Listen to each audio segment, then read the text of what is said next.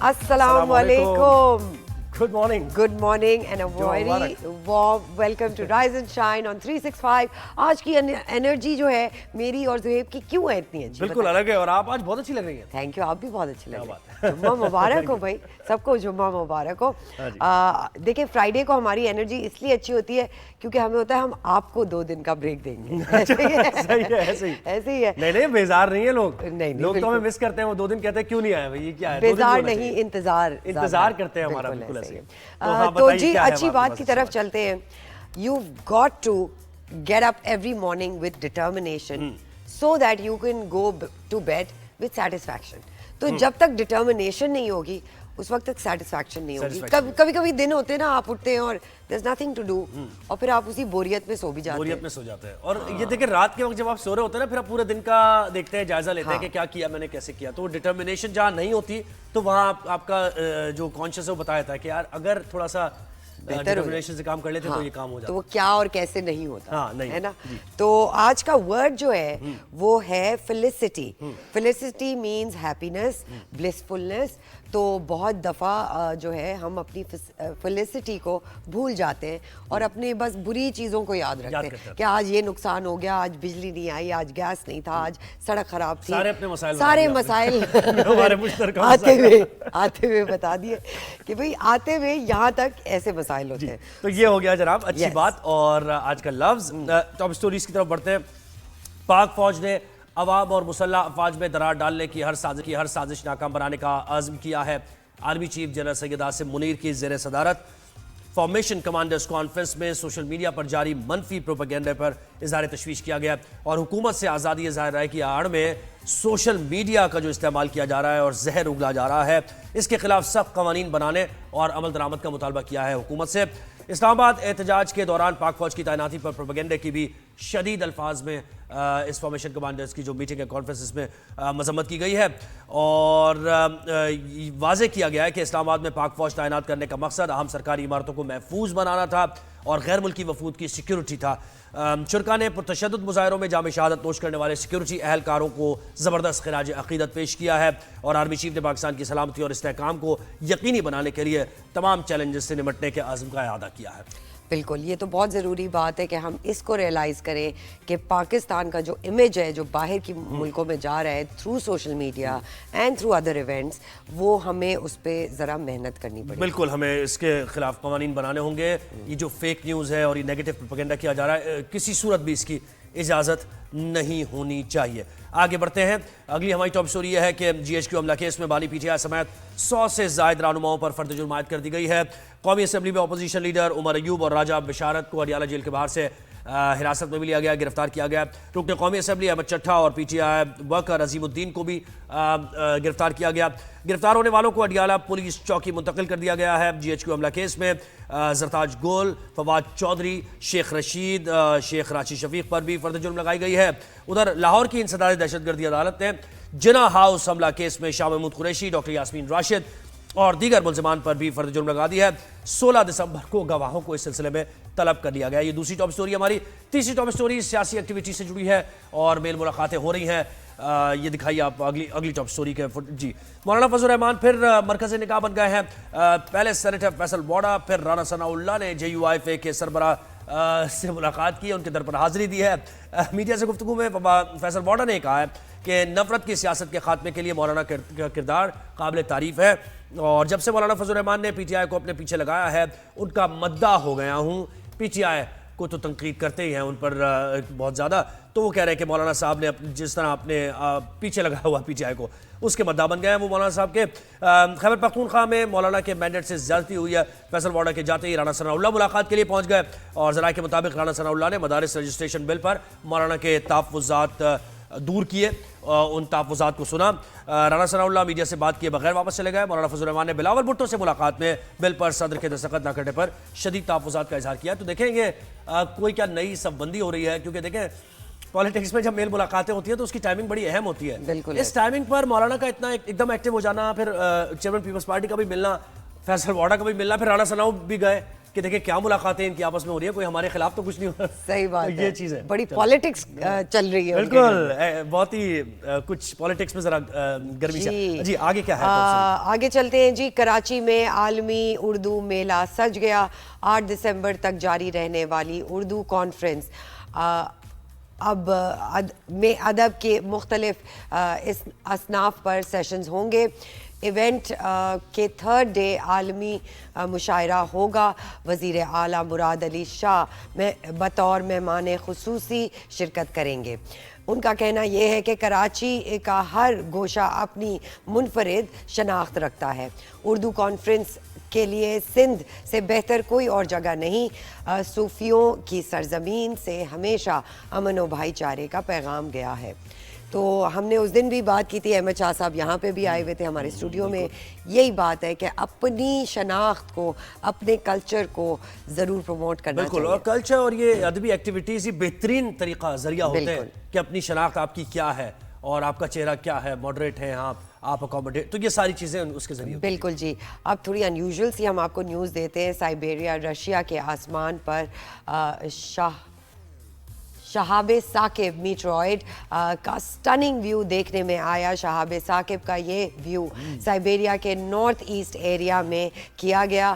ایسٹرونامرز کے مطابق شہاب ثاقب ارتھ انوائرمنٹ میں آ کر برن ضرور ہوا جس سے مگر کوئی نقصان نہیں ہوا. شہاب ثاقب کے گرنے کا یہ منظر کیمرے کی آنکھ میں محفوظ کر لیا گیا جو سوشل میڈیا پہ بھی وائرل ہو رہا ہے. آپ دیکھیں گے بڑے ڈفرینٹ کلرز اس میں نظر آئے اور بڑے سوشل میڈیا پہ. دیکھیں یہ تو ہو ہی رہا ہے جو ہو رہا ہے, لیکن اس کے بعد جو ایسٹرولوجر بہت سارے جو ماہر فلکیات ہیں اور سارے وہ اس پر بڑی کوئی مت بھی ہے اور بہت ساری چیزیں ہیں جو نظر. دیکھیں نا سٹارز آپ کے ڈفرینٹ پلانٹس میں آتے ہیں تو اس کا افیکٹ تو ہوتا ہے. بڑے یہ دنیا بھی جب ان سے آپ بات کریں تو وہ الگ ہی کچھ ہوتا ہے کہ ایسا ہو گیا تو یہ ہو جائے گا, ڈفرینٹ ورلڈ آل ٹوگیدر. تو یہ ہماری ٹاپ سٹوریز ہو گئی. اب سب سے پہلے چیمپئنز ٹرافی اور کچھ بات. بالکل, چیمپئنز ٹرافی کی بات کرتے ہیں. آئی سی سی چیمپئنز ٹرافی سے متعلق بھارتی میڈیا یہ ابھی دعویٰ کر رہا ہے. اس دعوے کو آئی سی سی نے بھی کنفرم نہیں کیا ہے, ابھی بی سی سی آئی نے بھی نہیں اور پی سی بی نے بھی کنفرم نہیں کیا ہے, لیکن بھارتی میڈیا یہ بتا رہا ہے کہ چیمپئنز ٹرافی پر ڈیڈ لاک ختم ہو گیا ہے. پاکستان کے فارمولے پر بھارت راضی ہو گیا ہے جو ہائیبرڈ فارمولا ہے, لیکن اس کی جو ابھی نیٹی-گریٹی ہے, جو ڈیٹیلز ہیں وہ ہم ابھی ڈسکس کریں گے کہ کیا اس پر بھی بھارت راضی ہو گیا ہے یا نہیں ہوا ہے. تو اس پر ہم بات کریں گے. شعیب جٹ نے ہمیں جوائن کیا, سپورٹس جرنلسٹ بھی ہیں, تجزیہ کار بھی ہیں اور ہمارے ساتھ تو فیلڈ پر بڑا کام بھی کیا ہے شعیب نے. ویلکم کرتے ہیں شعیب جٹ کو. اور تاؤس رضوی بھارتی صحافی ہیں, سپورٹس جرنلسٹ اور اینکر ہیں, انہوں نے بھی ہمیں جوائن کیا ہے. دونوں کو ہم ویلکم کرتے ہیں. جی سب سے پہلے تو ہم سوال کریں گے, چیمپئنز ٹرافی کا ڈیڈ لاک ختم ہو گیا ہے, یہ پاکستان کو نہیں پتا لیکن بھارت میں یہ نیوز آ رہی ہے, تو تاؤس کیا کہیں گے آپ کہ اس میں کتنی سچائی ہے؟ کیا اس میں واقعی کامیابی ہے پی سی بی کی؟ پی سی بی کی تو نہیں مگر بھارت کی تو ڈیفینیٹلی کامیابی ہے. پی سی بی ایکسپیکٹ کر رہا تھا وہ ٹائم اب پاکستان کی یار شاید چیمپئنس ٹرافی ہو جائے, ہوگی but I don't know why. Like over the time آپ نے دیکھا ہے ہائیبرڈ ماڈل ایشیا کپ میں کیا گیا تھا, and then suddenly you expect champions trophy to be played in Pakistan. یہاں پر دیکھیے اب آبویس آئے گی, یہاں سے نیوز آئے گی کہ ہمارے جے شاہ آ گئے ہیں یہاں پر جو فارمر بی سی سی آئی سیکرٹری رہے ہیں, اینڈ جب وہاں پر آ گئے ہیں ایک فائنلی ان کے پہلے دن ہی کل میٹنگ جو ہوئی آئی سی سی میں, ڈیڈ لاک یہاں پر باہر آ گیا, نیوز خبر آ گئی کہ بھائی چیمپئنز ٹرافی ہائیبرڈ ماڈل کے ساتھ جائے گا, and that how it should be. I believe that is how it should be over the years. اچھا تاؤس, یہ آپ کنفرم کر سکتے ہیں جی, یہ آپ کنفرم کر سکتے ہیں کہ یہ جو پاکستان نے جو ماڈل دیا تھا 3 سال بعد کہ پاکستان بھی جائے گا تو ہائیبرڈ ہی کھیلے گا, تو وہاں جو فائنل اور سیمی فائنل بھی اگر پاکستان وہاں پہنچ جاتا ہے تو اس پر بھی اگریمنٹ ہو گیا ہے کہ وہ بھی پھر نیوٹرل وینیو پر ہوں گے؟ دیکھیے نیوٹرل وینیو پر تو ہونا ہی ہے, اگریمنٹ ہو یا نہیں. دیکھیے فی الحال خبریں جو ہے یہاں پر ہمارے انڈیا میں پتہ چل گیا ہے کہ بھائی ہائیبرڈ ماڈل کے لیے پاکستان اگری ہو گیا, مگر فائنل یا سیمی فائنل کی بات آئے تو آپ کے پاس اور کوئی چارہ نہیں, کیونکہ دیکھیے بھارت تو آنے نہیں والا ہے, بھارت تو آئے گا بھی نہیں, تو مشکل رہے گا. تو the only solution right now what ever the tournament hybrid model اب اڈاپٹ کرنا پڑے گا اگر پاکستان ہوسٹ کر رہا ہے فی الحال. تو آئی ڈونٹ بلیو कि यार फाइनल हो या सेमीफाइनल तो आप जाके पाकिस्तान में खेलेंगे. It's very very difficult and it's not going to happen with whatever past we have seen over the recent years. Right. Shoaib जरा ये बताइएगा कि कोई बाज़ाब्ता मीटिंग नहीं हो रही, कहते रह रहे हैं डिले हो रही है मीटिंग, क्या इन्फॉर्मेशन नहीं आ रही है. खैर भारतीय मीडिया तो दावा कर रहा है. आपके पास क्या इत्तलात है शोएब?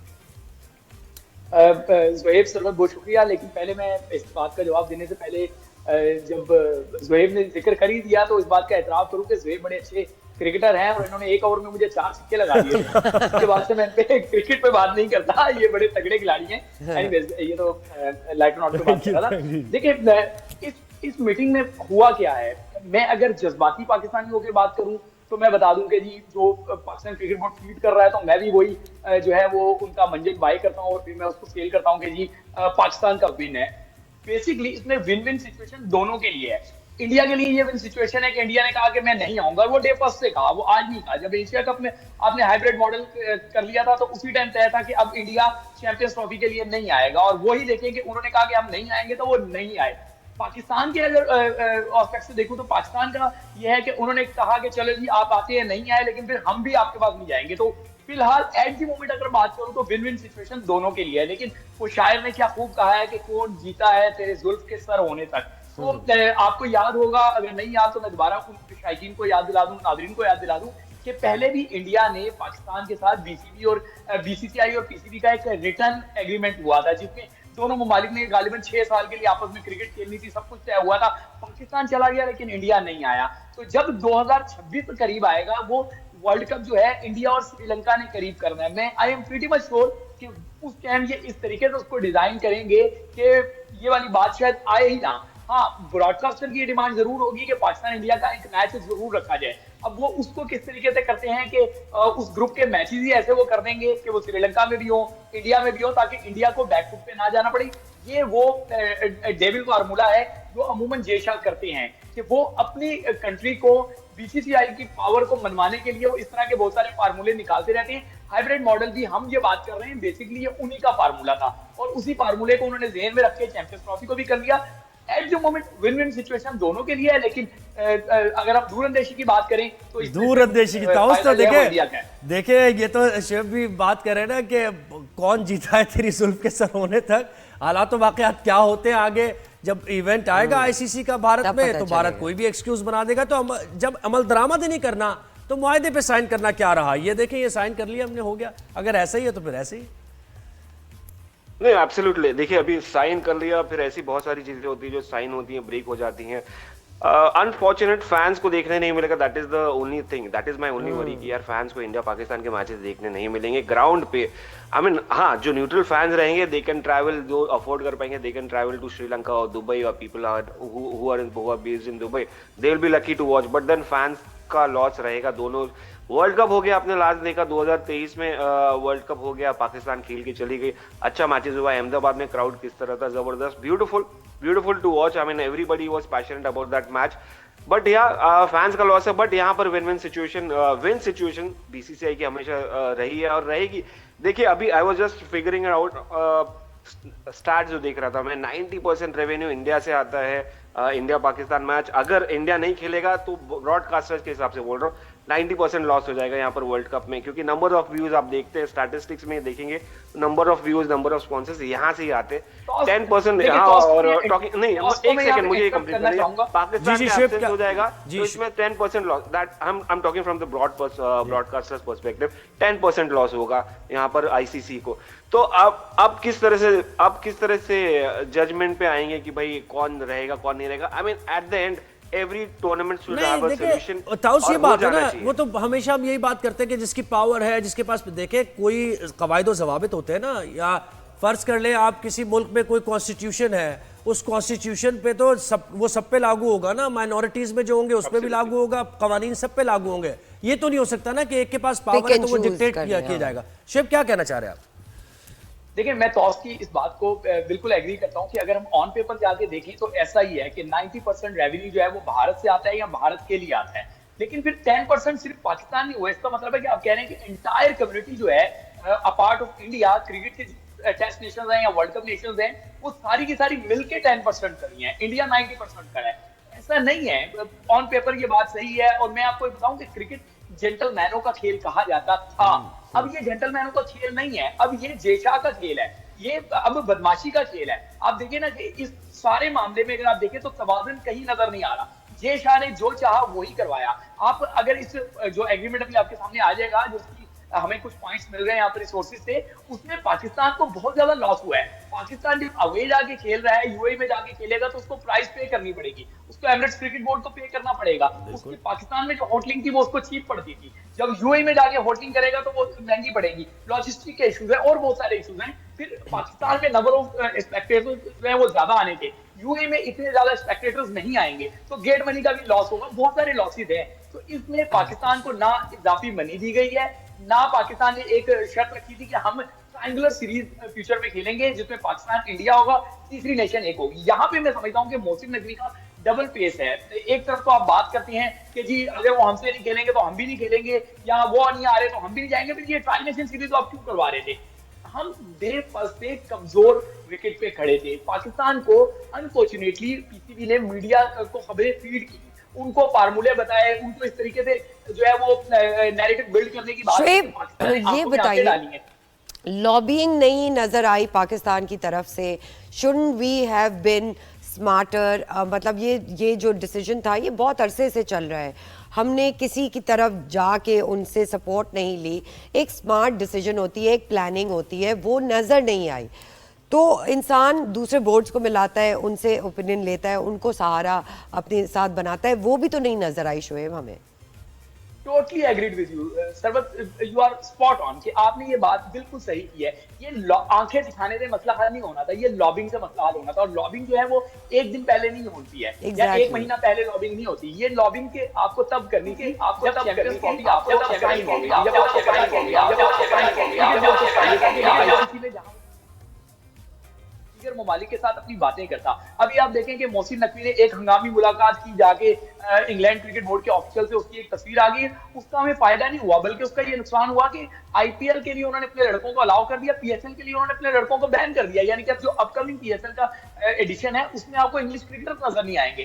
تو یہ جب اوور دی نائٹ آپ جا کے بات کریں گے, اس سے پہلے آپ اسٹیٹمنٹ دے رہے تھے کہ بھارت نہیں آئے گا تو ہم جو ہے نا ہر صورت میں بھارت کو یہاں آنا پڑے گا, بھارت کے بغیر ورنہ ہو جائے گا. بالکل, یعنی یہ اتنا ایک اسٹریٹجک پلاننگ نہیں نظر آئی, اور اس کے بعد پھر پیچھے ہٹتے معاملات یہاں تک پہنچے. تاؤ صاحب کیا کہیں گے, اب آنے والے وقت میں آئی سی سی چیمپئنز ٹرافی ہونے جا رہی ہے, ایونٹ پاکستان میں ہونے جا رہا ہے, اور بھارت کے میچز باہر ہوں گے, یہ اتنی بات ہے, اور یہ آفیشیلی بھی کنفرم کر دیا جائے گا کچھ ہی وقت کے بعد.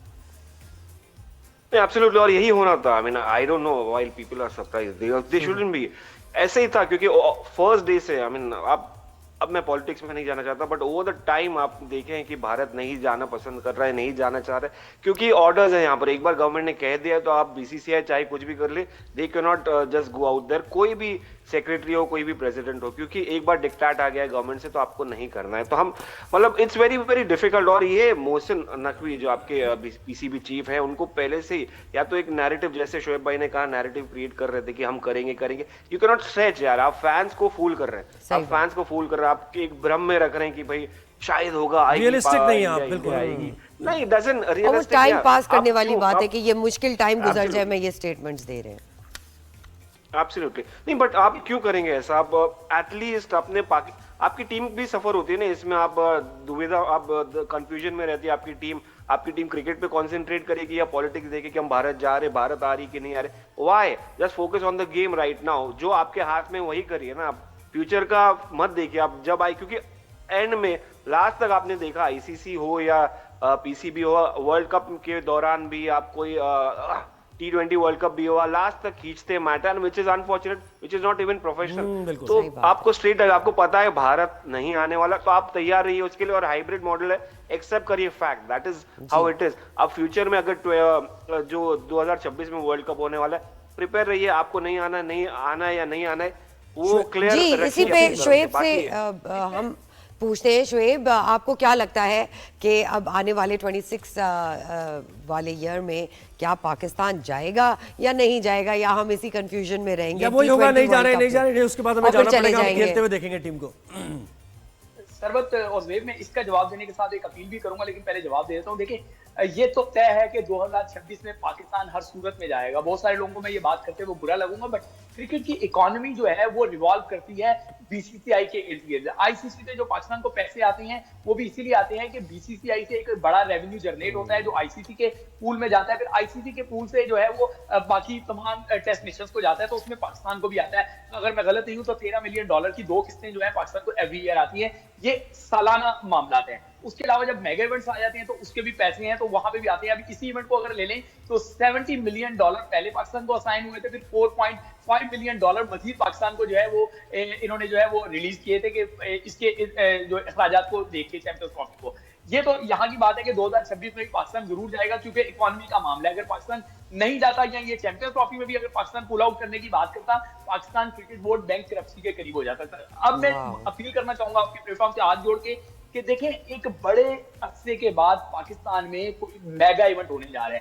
بے شک وہ ہاف ایونٹ ہونے جا رہا ہے, وہ آئی سی سی کا ایونٹ ہے, یہ پاکستان کے لیے ٹیسٹ کیس ہے. تو تمام شائقین کرکٹ یہ نہ سوچیں کہ میچ جو ہے وہ انگلینڈ کا ہے یا آسٹریلیا کا ہے یا پاکستان کھیل رہا ہے یا نہیں کھیل رہا. جیم پیک اگر ہم اسٹیڈیمز کریں گے تو we can fight for future. ٹھیک ہے, ہم تو انڈیا جائیں گے یہ تو طے ہے, لیکن آگے پھر پاکستان کو کوئی نہ کوئی ایونٹ جب اسائن ہوگا تو یہ سارے ویژول بالکل یہ جیم پیک یعنی حقیقتوں کو مد نظر رکھتے ہوئے ہمیں فیصلے کرنے چاہیے. اس کا کرکس آف دا میٹر یہی ہے کہ ہمیں کوئی ایسی اپروچ رکھنی چاہیے جو ہو بھی سکے قابل. بہت شکریہ طاؤس رضوی, آپ نے ہمیں بھارت سے جوائن کیا, اور شعیب نیکسٹ ٹائم کرکٹ کا جلدی بناتے ہیں. بہت شکریہ. بھائی بات کہنے کی صحیح ہے, نہ ہماری اسٹریٹجک پلاننگ ہے نہ ہماری کچھ چیزیں ہیں, بس تو ہم اسٹیٹمنٹس ہیں, تو وہ بہت ضروری ہے کہ ہم ان کو بہتر کریں. ایک چھوٹی سی بریک پہ جائیں گے, کہیں مت جائیے گا. We'll be right back.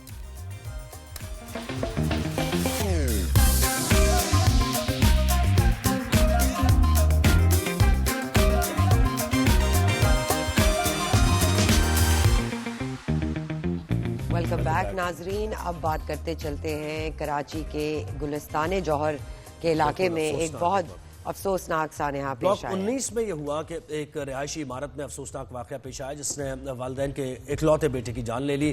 اچھا, ریسکیو حکام یہ تصدیق کر رہے ہیں کہ رہائشی عمارت کی چلتی لفٹ میں 8 سالہ بچہ پھنس کر جاں بحق ہو گیا. بچے کا سر لفٹ میں آنے سے بری طرح زخمی ہوا تھا.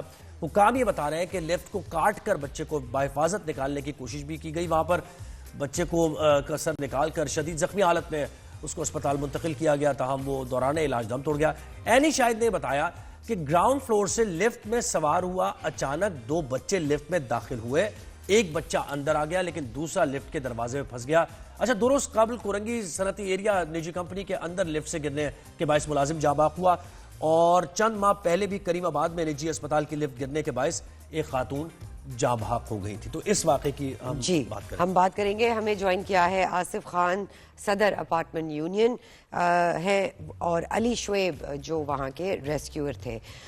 سب سے پہلے تو آصف صاحب آپ سے یہ ہم سوال کریں گے کہ یہ واقعہ کیسے پیش آیا, اس کی ذرا کچھ تفصیل بتائیے ہمیں.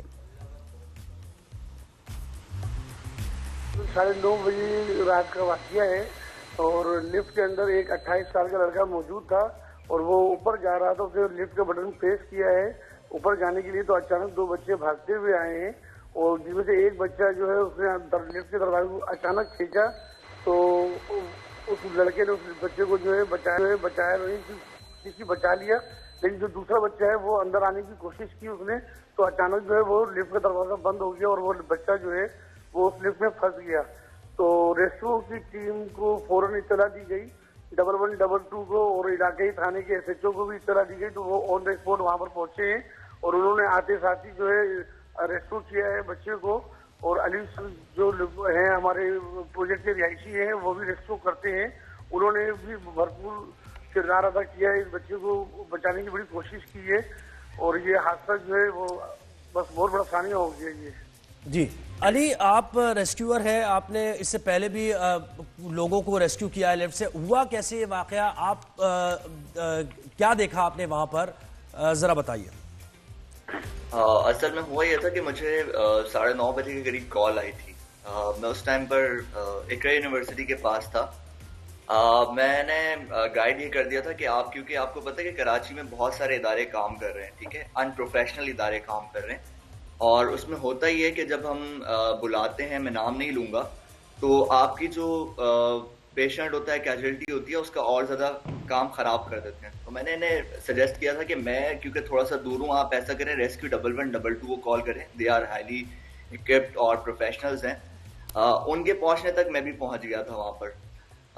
جب میں پہنچا ہوں تو میں نے سین اس ٹائم یہ تھا کہ میں 4th فلور پر جب گیا تو 4th فلور کا ہم نے دروازہ کھولا تو بچے کی ٹانگیں نظر آ رہی تھی اور خون بہ رہا تھا اس کی ٹانگوں سے, سر اس کا نہیں دکھ رہا تھا. پھر میں 5th فلور کے اوپر گیا اور 5th فلور کا دروازہ کھولا تو اس میں لفٹ کے بیچ میں بچے کا سر اٹکا ہوا تھا, آدھا گردن اوپر تھی 5th فلور پر اور ٹانگیں نیچے تھی 4th فلور کے اوپر.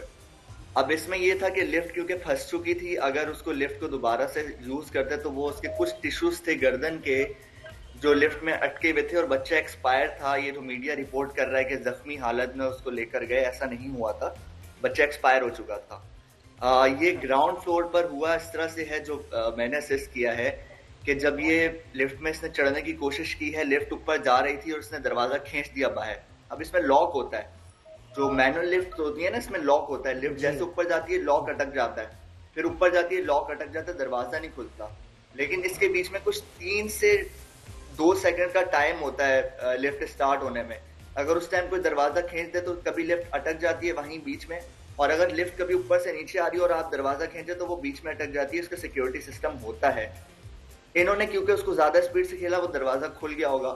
جیسے وہ جو لڑکا اندر ہے وہ بتا رہا ہے کہ وہ اس نے دوسرے بچے کو تو کھینچ لیا, لیکن اس کو کھینچنے جب لگے تو وہ بہت کم ٹائم ہوتا ہے. اس کا ہاتھ اور اس کی گردن بیچ میں آ گئی اور اس نے لفٹ نے دبا دیا اس کو. اب وہ اس کو دبا کر اوپر لے گئی اپنے ساتھ 2nd فلور پر, 3rd پہ, 4th پہ اور 5th پہ جا کے, کیونکہ وہ اچھا کمانڈ 5th فلور کی آصف صاحب یہ بھی بتائیے, لفٹ کی جو حالت لگ رہی ہے بالکل ایسا نہیں لگ رہا کہ اس کی کوئی بھی مینٹیننس ہوتی ہے, تو کیا یہ یونین کی ذمہ داری نہیں ہے کہ یا تو ایک لفٹ میں ایک انسان ہو جیسے بیٹھتے ہیں اور وہ اوپر نیچے آپریٹر ہوتا ہے, ایک لفٹ آپریٹر, نہ وہ ہمیں دکھائی دیا, اور لفٹ کی اپنی حالت بہت زیادہ خستہ دکھائی دی, تو جو بھی مینٹیننس کے پیسے لیتے ہیں اس میں تو یہ سب مینٹیننس جاتی ہے, وہ نظر نہیں آ رہا. جناب ابھی ایک مہینے پہلے ہی اس لفٹ کی ٹوٹل جو نئی مشین اس میں لگائی گئی ہے, اس کے رستے بھی بالکل 1 مہینے پہلے نئے لگائے گئے ہیں. اس کی تمام لوگ 1 مہینے پہلے ہی چینج کیے گئے اور تمام بٹن بھی 1 مہینے پہلے ہی چینج کی گئی, یعنی کہ پوری لفٹ کو اپ ڈیٹ کیا گیا 1 مہینے پہلے, جس میں تقریباً. لیکن اگر لفٹ آصف صاحب, اگر لفٹ کی مینٹیننس آپ کہہ رہے ہیں 1 مہینے پہلے ہوئی ہوتی تو وہ بچہ تو دروازہ ہی نہیں کھول پاتا, بیکاز وہ اس کا لاک لگا ہوا ہوتا صحیح سے. میم یہ مینول ہے اور جس میں 2 سیکنڈ کا فرق آتا ہے, وقفہ آتا ہے. اچانک جب بچہ جیسی چلتی لفٹ کے اندر بیٹھا ہے, اس لڑکے نے جو اندر موجود ہے اس کے ہاتھ سے جب کھینچا ہے بچے کا, تو بچے کا پاؤں جو ہے وہ تھوڑا سا ہوا میں ہوا ہے, تو لفٹ کا دروازہ جب دوبارہ لفٹ رک گئی تھی, جیسے ہی دروازہ لفٹ کا بند ہوا ہے تو لفٹ دوبارہ چل پڑی, کیونکہ اس میں سینسر سسٹم موجود تھا. لفٹ رک گئی تھی, جیسے ہی دروازہ یعنی بچہ ہوا میں ہوا ہے اور لفٹ کا دروازہ جب بند ہوا ہے تو لفٹ دوبارہ سے چل پڑی. اچھا یہ بتائیے آصف صاحب کہ وہاں اس بلڈنگ میں کتنے اپارٹمنٹس ہیں؟ اس بلڈنگ کے اندر جناب محترم 4 بلاک ہیں اور تقریباً 4 بلاک ہیں, اس میں 4 لفٹیں ہیں.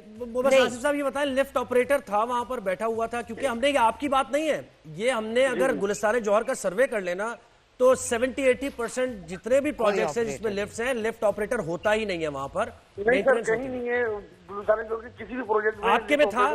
آپ کے میں تھا؟ نہیں سر, نہیں سر. یہی تو بات ہے نا. دیکھیں علی, یہ سب سے بڑی اہم بات یہی ہے کہ لفٹ آپریٹر اگر ہو تو وہی دیکھتا ہے نا کہ کون سے فلور پر جانا ہے, بتاتا ہے آپ کو کہ لفٹ کو کیسے یہ سب سے بڑا لیپس تو یہی ہے. علی کیا کہیں گے آپ اس میں دیکھیں, اس میں آپ اگر جو آفس کی بلڈنگز ہوتی ہیں جہاں پر, یا آپ مالز وغیرہ میں چل جائیں, وہاں پر آپ کو لفٹ آپریٹر ملتا ہے جی, وہ اسی وجہ سے ہوتا ہے کیونکہ حادثات بہت زیادہ ہوتے ہیں. اب آپ جو رہائشی اپارٹمنٹس ہیں, میں یہاں پر فیملیز سے بھی بات ہی کہوں گا کہ وہاں پر اس طرح سے نہیں ہوتا کہ آپ کا 2 سال کا بچہ ہے, 10 سال کا بچہ ہے, آپ نے اسے کھلا چھوڑا ہوا ہے اور وہ لفٹ میں آ رہا ہے, اپنی مرضی سے لفٹ میں جا رہا ہے. لفٹ کے بہت سارے جو ہے نا پریکاشنز ہوتے ہیں. اب یہاں جو میں نے چیز آبزرو کی ہے, میں آپ کو بتاؤں کہ لفٹ چل رہی ہوتی ہے, اس میں لکھا ہوا ہے کہ 4 لوگوں سے زیادہ نہیں آئیں گے, 8 لوگ اس کے اندر جاتے ہیں, ٹھیک ہے. اس کے اوپر سارے ہیزرڈس لکھے ہوئے ہوتے ہیں, اس کو لوگ اگنور کرتے ہیں مسلسل. اب یہ جو حادثہ ہوا ہے یہ بھی آپ کو میں بتاؤں یہ اویئرنیس کی وجہ سے ہوا ہے, اویئرنیس نہ ہونے کی وجہ سے. بالکل ٹھیک ہے, لفٹ چل گئی ہے, اوپر نمبر آ رہا ہے. یہی تو ہم کہہ رہے ہیں نا کہ لفٹ مین ہوتا نا تو وہ سب چیزیں بتاتا ہے آپ کو کہ کیا ہیزرڈز ہیں, کیا ہو سکتا ہے. اکثر بچے ہم نے دیکھا ہے سرمت, بالکل اکثر بچے ہم نے دیکھا ہے کہ جب نئے نئے آتے ہیں کسی پروجیکٹ میں تو وہ کھیلنے کے لیے بھی کرتے ہیں, بٹنز دباتے فورتھ پہ جائیں گے پھر نیچے آئیں گے, اور ایسکلیٹرز کے بھی بہت اس کو روکے گا کون, وہ تو جو بیٹھا ہوگا وہاں. آصف صاحب یہ بتائیے کہ آپ کی فیملی سے بات ہوئی, وہ ابھی کدھر ہے؟ ہم نے سنا ہے کہ وہ اب شہر میں نہیں ہے, ان کا ایک لوتا بیٹا تھا. جی میں ابھی اس ٹائم کنڈیارو جو نصرت فیروز کے برابر میں کنڈیارو گاؤں شہر ہے, میں خود ابھی یہاں پر موجود ہوں, اور میں رات کو روانہ ہوں تو صبح یہاں پر پہنچا ہوں ان کی فیملی کے ساتھ, اور ان کے بچے کے والد صاحب کے ساتھ بیٹھ کے بھی دعا بھی کی ہے. ابھی ہم قبرستان بھی جا رہے ہیں بچے کے دعا کے لیے, تو ابھی میں ان کے گاؤں میں ہی موجود ہوں. تو آپ لفٹ آپریٹر رکھیں گے اب آئندہ سے آصف صاحب, سوچا آپ نے؟ بالکل جناب, بالکل. آصف صاحب ہم یہ بھی آپ سے گزارش کریں گے کہ ایک میٹنگ ہونی چاہیے اس بہت بڑے سانحہ کے بعد سارے پیرنٹس کی, ان کی اویئرنیس کے لیے. جیسے علی نے کہا, آئی ہوپ کہ یہ اویئرنیس کریٹ ہو تاکہ بچے اس طرح نقصان میں نہ آئیں. آصف خان اور علی شعیب, آپ دونوں کا بہت بہت شکریہ, آپ نے ہمیں وقت دیا. سروت یہ ٹاپک ہم نے جب یہ خبر آئی نا تو اس کے بعد ہم نے اپنی ٹیم کو بھی کہا, اور ٹیم ابھی کام کر رہی ہے اس پر, کہ ذرا دیکھیں تو سروے مزید بھی کرے کہ کراچی میں کتنے اپارٹمنٹس ہیں جن کی خستہ حال اپارٹمنٹ ہے, خستہ حال لفٹس ہیں 90%, اور وہاں پر آپ دیکھیں کہ کوئی مینٹیننس نہیں ہے, تو جان لیوا ہے یہ, اور چیک اینڈ بیلنس بھی نہیں ہے, اور یونین جو ہے وہ ان چیزوں پہ ایشو بھی نہیں اٹھاتی ہے. تو ایک چھوٹی سی بریک پہ جائیں گے, کہیں مت جائے گا, we will be right back.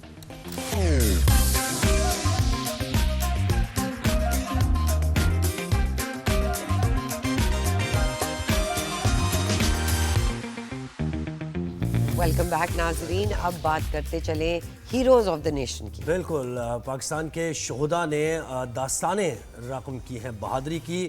71 کی جنگ میں دشمن کے عزائم کو خاک میں ملانے والے پاک فوج کے ہیرو میجر شبیر شریف شہید کو ہم سلام پیش کرتے ہیں, پوری قوم سلام پیش کرتی ہے. اس جنگ میں شہید نے بارودی سرنگوں اور نہر کے یکبستہ پانی سے گزر کر بھارتی ٹینکس کو نیست و نابود کیا.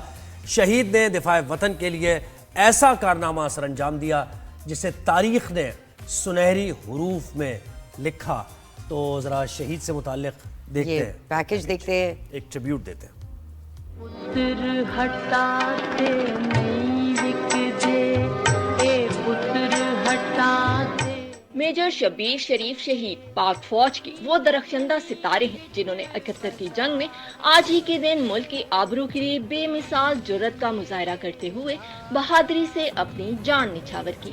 شہید کا تعلق گجرات سے تھا. 1964 میں کمیشن حاصل کیا. فرنٹیئر فورس ریجمنٹ کی 6ٹی بٹالین میں تعینات جوان نے بہادری کی مثال قائم کی جسے رہتی دنیا تک یاد رکھا جائے گا. 1965 میں بھارت نے حملہ کیا تو میجر شبیر شریف زخمی ہونے کے باوجود چونڈا کے مقام پر کمپنی کی کمانڈ سنبھالی. انہوں نے بہترین دفاعی حکمت عملی اپناتے ہوئے دشمن پر کاری ضربے لگائے. 71 کی جنگ میں انہوں نے دشمن کے موشوں پر جانے کی اجازت چاہی جہاں ہر طرف بارودی سرنگوں کی جال, ٹینکس اور توپیں نصب تھی, مگر مشکل ترین کام سر انجام دینا اور خطروں سے کھیلنا میجر شبیر شریف کے مزاج کا خاصہ تھا. اسی لیے ان کے دستے نے پہلا ہدف بھارتی جھنگر پوسٹ قبضے میں لے لیا. 6 دسمبر کو اسی مارکے میں میجر شبیر شریف دلیری اور بہادری سے مقابلہ کرتے ہوئے شہادت کے رتبے پر فائز ہوئے. پتر ہٹاتے نہیں لکھ دے. یہ دیکھا آپ نے دلیری کی مثال, اور پاکستان کا ہر جوان پاک فوج کے ساتھ تو پاکستان کا ہر بچہ کھڑا ہے ملک کی سرحدوں کے دفاع کے لیے. اور یہ ہسٹوریکلی بھی ہم نے پروف کیا ہے کہ جب بھی دشمن نے میلی آنکھ سے دیکھا ہم نے منہ توڑ جواب دیا, اور یہ شہداء کے خون کی وجہ سے ہی ہم آج جو آزاد فضاؤں میں سانس لے رہے ہیں وہ ہے. آزادی اگر پوچھیں تو کشمیر. اچھا, ایک اور ہمارے لیجنڈ عزیز میاں قوال کو ہم یاد کریں گے. پاکستان اگر قوالی کے میدان میں دیکھیں تو صابری برادرز بہت مشہور, پھر امجد صابری اور نصرت فتح علی خان, راحت فتح علی خان. تو عزیز میاں قوال کی ذرا دیکھیں قوالی کے انہوں نے کیا جوہر دکھائے. جو پیے چھپ کے وہ منافق ہے, بے تکلف شراب پی لیجئے آگے. जनाब वेलकम बैक। अब हम बात करते हैं ओवरसीज पाकिस्तानियों की। तो जी हमारी ब्यूटीफुल जर्नी भी तो है, वो टाइटल आना होता है, जर्नी ऑफ ओवरसीज पाकिस्तानी।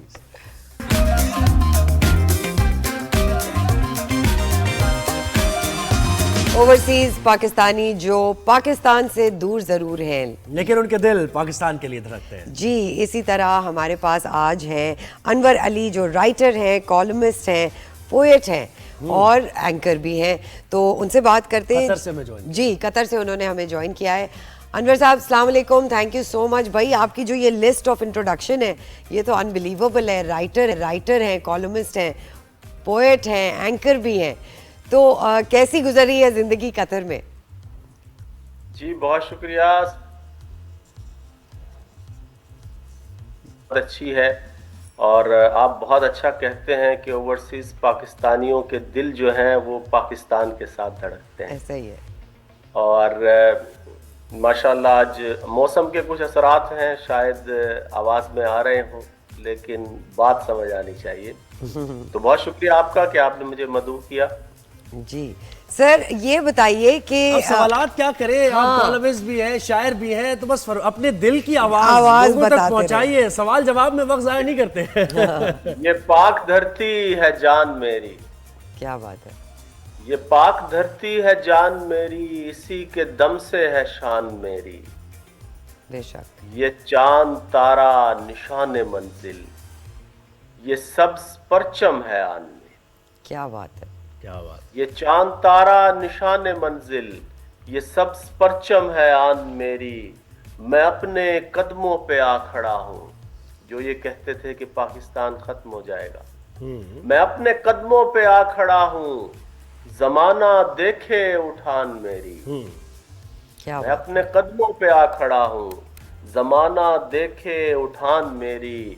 मेरी निगाहें हैं सरहदों पर, मेरी निगाहें हैं सरहदों पर, फलक से ऊंची उड़ान मेरी। क्या बात। फलक से ऊंची मेरी निगाहें हैं सरहदों पर, फलक से ऊंची उड़ान मेरी।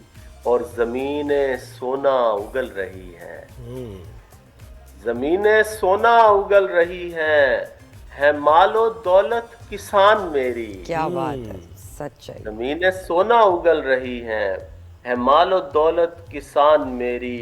ये अज़्म व हिम्मत, ये शान व शौकत।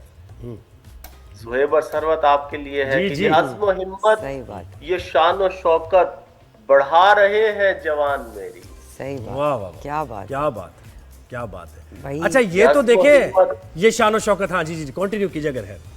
ये अज़्म व हिम्मत, ये शान व शौकत बढ़ा रहे हैं जवान मेरी। मैं गीत अनवर इसी के गाऊं, मैं गीत अनवर इसी के गाऊं, कभी थके ना जुबान। कभी क्या थके बात ना है, आपने अपने आप को भी बीच में जो लाए हैं, ये खूबसूरत बात है।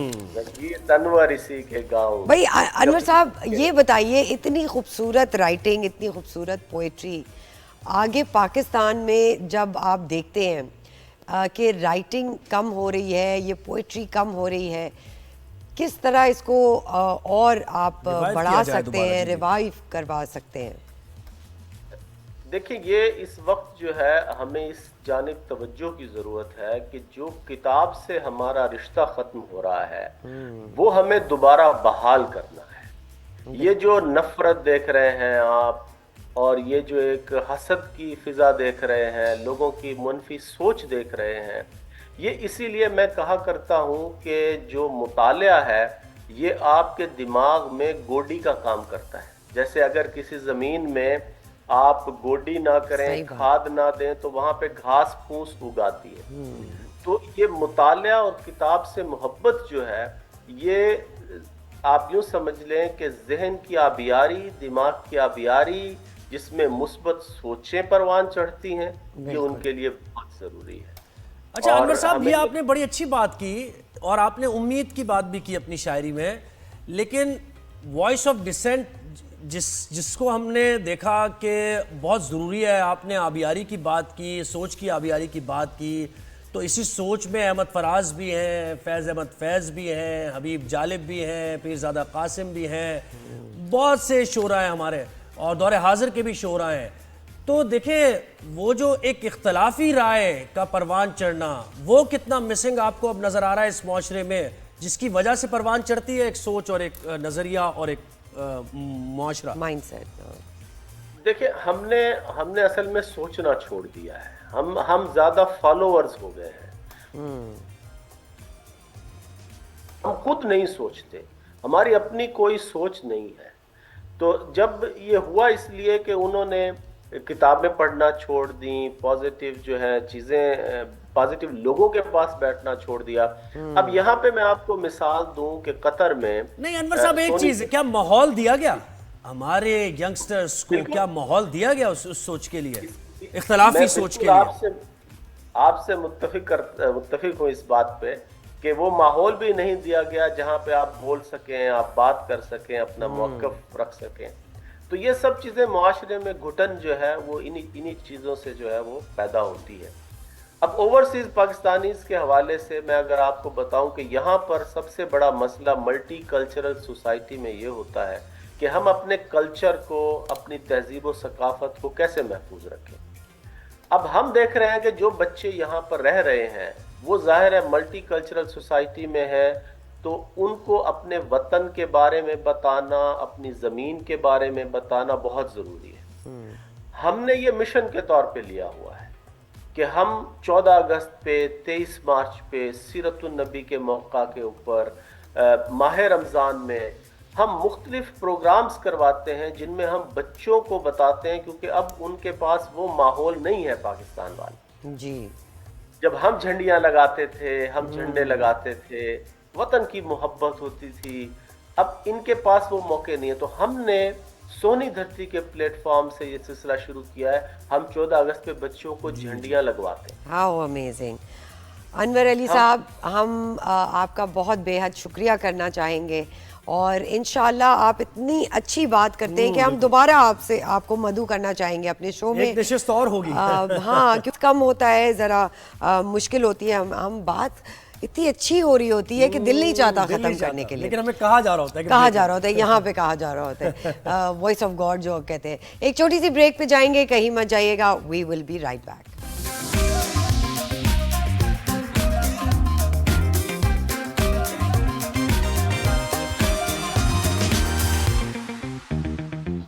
جی welcome back viewers. Fake news Pakistan میں بہت زیادہ پھیل رہی ہے. سوشل میڈیا کو لے لیں، باہر کے ملکوں میں یہ نیوز جاتی ہے، and obviously this doesn't represent a good picture of Pakistan. بالکل. تو اس کو روکا کیسے جائے گا؟ اس سے متعلق حکمت عملی بنائی جا رہی ہے. حکومت نے سائبر کرائم ترمیمی بل کا ابتدائی مسودہ تیار کر لیا ہے. نئے مسودے میں کچھ اہم تبدیلیاں بھی کی گئی ہیں. ایک پیکج دیکھیے، اور اس کے بعد ہمارے ساتھ سینئر صحافی و تجزیہ کار منصور علی خان ہوں گے، ان سے بات کریں گے.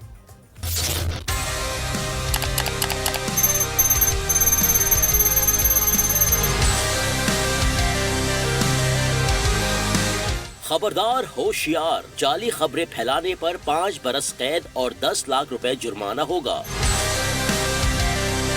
مسودے کے تحت ڈیجیٹل رائٹس پروٹیکشن اتھارٹی قائم کی جائے گی. اتھارٹی کو سوشل میڈیا سے مواد بلاک کرنے یا ہٹانے کا اختیار ہوگا. اتھارٹی کے پاس فوج اور عدلیہ کے خلاف آن لائن مواد کو ہٹانے کا اختیار حاصل ہوگا. مذہبی، فرقہ وارانہ یا نسلی بنیادوں پر نفرت پھیلانے سے متعلق شیئر کیے گئے مواد کو ہٹانے کا اختیار بھی حاصل ہوگا. جھوٹی معلومات دنیا کو درپیش سب سے بڑے خطرات میں سے ایک بن چکی ہے. عالمی اقتصادی فورم کی 2024 کی گلوبل رسک رپورٹ کے مطابق مس انفارمیشن اور گمراہ کن بیانیے سے متاثر ہونے والے ممالک کی فہرست میں پاکستان بھی شامل ہے. رپورٹ کے مطابق پاکستان فیک نیوز سے شدید متاثر ہو رہا ہے. پاکستان میں جھوٹی معلومات اور گمراہ کن غلط بیانیے کے خطرات آئندہ 2 برسوں میں سب سے زیادہ اہم چیلنجز میں شامل ہو سکتے ہیں، اور جھوٹی معلومات کا یہ خطرہ ملک کو درپیش مجموعی چیلنجز میں 4تھے نمبر پر ہے. جی ناظرین، تو اس پہ بات کرنے کے لیے ہمارے ساتھ موجود ہیں منصور علی خان، سینئر تجزیہ کار ہیں. السلام علیکم منصور صاحب، تھینک یو سو مچ، آپ نے ہمیں جوائن کیا. سب سے پہلے تو یہ بتائیں، جعلی خبریں پھیلانے پر 5 برس قید اور 10 لاکھ روپے جرمانہ ہوگا. حکومت نے سائبر کرائم پر ترمیمی بل کا ابتدائی مسودہ تیار کر لیا ہے. کیسے دیکھتے ہیں آپ اس بل کو؟ دیکھیے میں یہ بات مانتا ہوں کہ پاکستان کے اندر بلکہ پوری دنیا کے اندر جو ہے وہ فیک نیوز ایک بہت بڑا مسئلہ ہے. دیر از نو کوشچن اباؤٹ دیٹ. لیکن یہاں پہ صرف مسئلہ یہ ہے کہ قوانین بنتے ہیں, وہ قوانین دیکھنے میں بہت اچھے ہوتے ہیں, ان کی افادیت بھی ہوتی ہے, لیکن ان کا استعمال بڑا غلط کیا جاتا ہے. یہاں پہ اپنے سیاسی مخالفین کو چپ کرانے کے لیے بھی اس کا استعمال ہوتا ہے. تو پاکستان کے اندر اگر واقعی یہاں پہ بھی فیک نیوز ایک بہت بڑا مسئلہ ہے, جعلی خبریں اپنے سیاسی مقاصد کی خاطر پھیلائی جاتی ہیں, اور اگر ان کا سدباب کسی طرح ہو سکتا ہے تو وہ بالکل ہونا چاہیے. لیکن ساتھ ہی ساتھ یہ بہت امپورٹنٹ ہے کہ اس قانون کا استعمال جو ہے وہ اپنے مخالفین کو چپ کرانے کے لیے یا انہیں جیل میں بند کرنے کے لیے قطعی طور پہ نہیں ہونا چاہیے. اچھا یہ بتائیے گا کہ ایک تاثر یہ بھی ہے کہ جب اصل خبر نشر کرنے پر غیر اعلانیہ پابندی ہوگی تو یعنی فیک نیوز کے لیے بھی آسانی ہوگی کہ وہ اپنی جگہ زیادہ بنا سکیں. تو کیا یہ درست ہے؟ میرا خیال میں کچھ حد تک آپ کہہ سکتے ہیں درست ہے, کیونکہ یہاں پہ تو اگر اصل خبر آ بھی جائے تب بھی فیک نیوز تو چلتی رہتی ہے. ایسا نہیں ہے کہ فیک نیوز نہیں چلتی, کیونکہ یہ اگر ایک مقصد کے لیے فیک نیوز بنائی اور پھیلائی جاتی ہے تو وہ مقصد تو جاری و ساری رہے گا. اس کو ٹوسٹ کرنا تو آپ اس کو روک تو نہیں سکیں گے انٹل اور انلیس آپ اگلے کو سزا نہ دینا شروع کریں, جو کہ اب میرے خیال میں سلسلہ کچھ حد تک شروع ہوا ہے. تو ہاں یہاں پہ پوری دنیا کے اندر اصل خبر بھی چلتی ہے, لیکن ساتھ ساتھ جو ہے وہ فیک نیوز پھیلانے والے, فیک نیوز بنانے والے عناصر ایسے موجود ہوتے ہیں. اور میں سمجھتا ہوں کہ پاکستان کے اندر جو ہے وہ اس حوالے سے شاید ہم بہت پیچھے رہ گئے ہیں. قانون سازی کرنے کے حوالے سے ہم بہت پیچھے رہ گئے, ہمیں بہت پہلے جو ہے اس کا سدباب کر دینا چاہیے. اچھا بھی کہیے گا کہ جیسے ابھی آپ نے دیکھا کہ مطیع اللہ جان جیسے صحافی پر اداروں کے مقدمہ بھی درج کر لیا گیا, اور ایک طرف حکومتی ترجمان یہ کہتے ہیں کہ وہ فیک نیوز پھیلا رہے تھے جبکہ ان پر مقدمہ آئس کا بنا دیا گیا. تو بظاہر تو دونوں ہی یہ فیک نیوز لگتی ہے نا. ایسے اقدامات کی روک تھام کو کیسے ممکن بنایا جا سکتا ہے صورتحال میں؟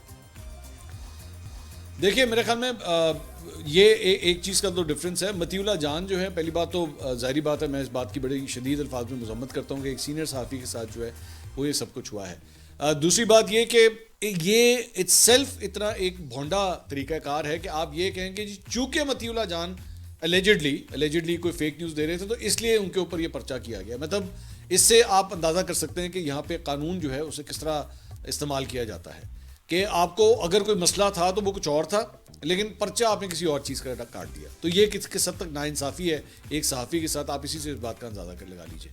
لیکن دوسری بات یہ کہ اگر یہ پرچہ کٹا ہے یہ کسی, تو وہ فیک نیوز کے تو اس میں نہیں آتا, فیک پولیس رپورٹ کے اس میں ضرور آتا ہے.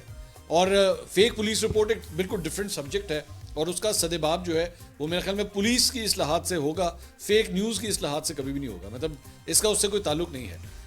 یہاں پہ جعلی پرچے کٹنا جو ہے وہ بڑی پرانی بات ہے, یہ بہت بڑا پرابلم ہے ہمارے پولیس اسٹرکچر کے اندر, اور اس کے لیے ڈیفینیٹلی پولیس کی اصلاحات جب تک نہیں ہوں گی تب تک یہ مسائل حل نہیں ہوں گے. یہ ہے کہ بھائی فیک نیوز بہت تیزی سے پھیلتی ہے, اور اب ڈیجیٹل میڈیا کی وجہ سے تو اس میں پیسہ بھی انوالو ہو گیا ہے, انٹرسٹ آ گیا لوگوں کے. کوئی ذمہ دار صحافی مین اسٹریم میڈیا پر ہم نے دیکھا کہ وہ بات نہیں کرتا, خبر کو چھپاتا بھی ہے, نہیں بتاتا, لیکن اپنے ڈیجیٹل پلیٹ فارم پر اپنے تجزیے کو خبر بنا کر پیش کر دیتے ہیں. کیا یہ بھی فیک نیوز کے ضمن میں آتا ہے؟ دیکھیے میں ہمیشہ یہ بات سمجھتا ہوں کہ رپورٹ کرنا اور تجزیہ دینا یہ بالکل دو مختلف چیزیں ہیں. رپورٹ جو ہے وہ ہر صورت ایکوریٹ ہونی چاہیے, اس میں کسی قسم کا جھول نہیں ہو سکتا, کوئی گنجائش نہیں ہو سکتی کہ اسے غلط طریقے سے رپورٹ کیا جائے. تجزیہ کرنے کا حق سب کا ہے. تجزیہ آپ کو کوئی چیز, یہ اگر یہ سفید رنگ کا پین ہے, ہو سکتا ہے آپ کو پسند ہو سکتا ہے مجھے برا لگتا ہو, یہ ہمارا رائٹ ہے. لیکن نہ آپ اور نہ میں اس بات سے انکار کر سکتے ہیں کہ یہ پین سفید ہے. تو رپورٹنگ جو ہے وہ آپ نے ہمیشہ یہی کرنی ہے کہ یہ سفید ہے, لیکن جب تجزیہ دینا ہے اس کے اندر آپ کا یا میرا رائٹ ہے کہ ہم اسے لائک یا ڈس لائک کر سکتے ہیں. اپنے سیاسی مقاصد کی خاطر, میں صحافیوں کی بات کر رہا ہوں کہ اپنے سیاسی مقاصد کی خاطر اگر آپ ایک خبر کو ہی اس کا موڑ دیں, اس کی شکل ہی بالکل مروڑ کے رکھ دیں, تو یہ واقعی پھر ناانصافی ہے. اور اگر پھر میں یہ بھی بڑی امپورٹنٹ بات ہے, اور یہ میرے خیال میں سب سے امپورٹنٹ اینگل ہے اس سیشن کا جو میں آپ کے ساتھ جس میں بیٹھا ہوں, کہ ایسا بھی نہیں ہو سکتا کہ آپ حرکتیں ایکٹیوسٹ والی کریں, آپ ایک سیاسی کارکن بن جائیں, اور جب آپ قانون کے نرغے میں آئیں تو آپ ہاتھ کھڑے کر کے کہتے ہیں نہیں میں تو صحافی ہوں. ایسا بھی نہیں ہو سکتا کہ آپ ایک سیاسی کارکن کا کردار ادا کر رہے ہیں, ایک ایکٹیوسٹ کے طور پہ جلسوں کو بھی اس طرح جا کے کور کرتے ہیں جیسے آپ خود ان کے پارٹ اینڈ پارسل ہیں اس سیاسی جماعت کا. آپ کے یوٹیوب چینلوں کے اوپر بھی جو ہے ان کی لائیو کوریج دکھائی جاتی ہے, سارا کچھ یہ ہو رہا ہے. لیکن جب آپ جھوٹی نیوز پھیلاتے ہوئے پکڑے جائیں, پولیس کے نرغے میں آ جائیں, تو آپ کہیں دیکھیں میرے ساتھ کتنا ناانصافی ہو رہی ہے, میں جرنلسٹ ہوں. ایسا نہیں ہو سکتا. اگر آپ نے ایکٹیوسٹ بننا ہے تو پھر آپ ایکٹیوسٹ والے ہی قانون کے نیچے بھی آئیں گے, اور اگر آپ نے جرنلسٹ بننا ہے تو پھر آپ کو جرنلسٹ بن کے رہنا پڑے گا, اور جرنلسٹ کے ایتھکس کو بھی آپ کو فالو کرنا پڑے گا. یہ ڈفرینس ہے دونوں کے. بالکل آپ صحیح کہہ رہے ہیں, رسپانسبل جرنلزم بہت زیادہ ضروری ہے. اچھا یہ بتائیے گا کہ موجودہ حالات میں کئی اکاؤنٹ سے تحریک انصاف کے حق میں فیک نیوز پھیلائی جا رہی ہے, اس سے پارٹی کو فائدہ ہو رہا ہے یا نقصان ہو رہا ہے؟ دیکھیے فی الحال تو وہ پارٹی سمجھتی ہے کہ انہیں بہت فائدہ ہو رہا ہے, اور یہ اب سے نہیں ہو رہا. میں سمجھتا ہوں پاکستان تحریک انصاف جو ہے کم از کم 2011 سے لے کر آج تک, مطلب میرے خیال میں 13 سال ہو چکے ہیں, 14 ہونے والے ہیں, یہ اس پورے مومنٹم کا جو ہے وہ فائدہ اٹھاتی ہے. میں ایک ورڈ ہے جو بہت کم استعمال ہوتا ہے, وہ ہے ڈیجیٹل لٹریسی. پاکستان میں لٹریسی کی بہت کمی ہے, ڈیجیٹل لٹریسی کی تو اس سے بھی زیادہ کمی ہے. مطلب آپ مجھے بتائیے کہ آج اگر ایک عام شہری جو سڑک پہ گھوم رہا ہو, آپ اس کو جا کے بتائیں کہ جناب یہ فیس بک کے اوپر یا ٹویٹر کے اوپر یا کسی جگہ کے اوپر یہ خبر آئی ہے, آپ کے خیال میں اس کے اندر اتنی ایبلٹی موجود ہے کہ وہ بیٹھ کے اس کو اوتھینٹیکیٹ کر سکے گا؟ وہ مختلف ویب سائٹس کے اوپر جا کے, مختلف نیوز چینلز کے اوپر جا کے, نیوز ویب سائٹس کے اوپر جا کے اس خبر کی تحقیق کر سکے گا؟ نہیں. وہ پہلی دفعہ پڑھے گا, وہ کہے گا ہاں ٹھیک ہے. اگر کہیں اور دوبارہ اس نے یہ خبر پڑھ لی, دوسری دفعہ بھی کہیں اور کسی اور فیک اکاؤنٹ کے اوپر, کسی اور ایسے ذریعے کے اوپر پڑھ لی, تو اس کا یقین تو پختہ ہو جائے گا کہ نہیں یہ ہوا ہے. اب آپ اس کو لاکھ سمجھاتے رہیں کہ نہیں بھائی یہ ایک مقصد کی خاطر یہ فیک نیوز اس طرح پھیلائی جا رہی ہے, وہ نہیں مانے گا. تو پاکستان تحریک انصاف, میں اسپیسیفکلی کہوں گا کہ پاکستان تحریک انصاف سب سے زیادہ سوشل میڈیا کے اوپر ایکٹیو ہے, اور سب سے زیادہ یہ فیک نیوز پھیلانے کا جو کاروبار ہے وہ بھی پاکستان تحریک انصاف نے کیا ہے.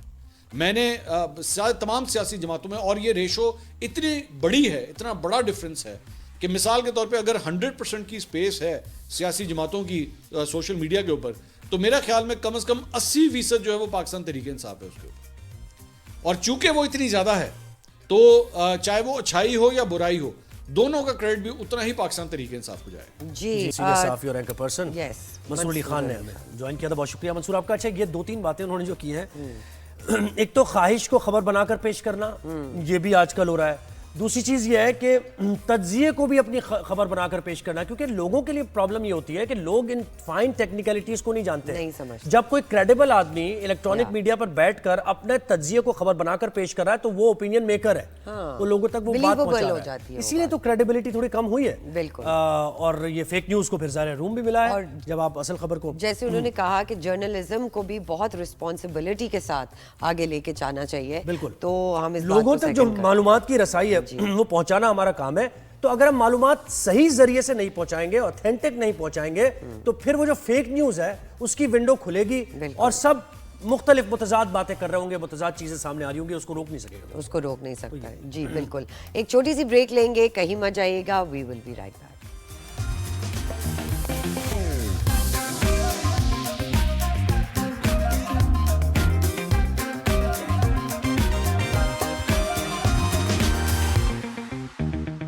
جی ویلکم بیک ناظرین. اب ہم آپ کو ایک بہت خوبصورت خبر دیتے ہیں. بالکل ایک ایکسائٹنگ نیوز آپ کو ہم دینے جا رہے ہیں, جسے سن کر بچے تو خوش ہوں گے ہی, بڑے بھی یقیناً سکون کا سانس لیں گے.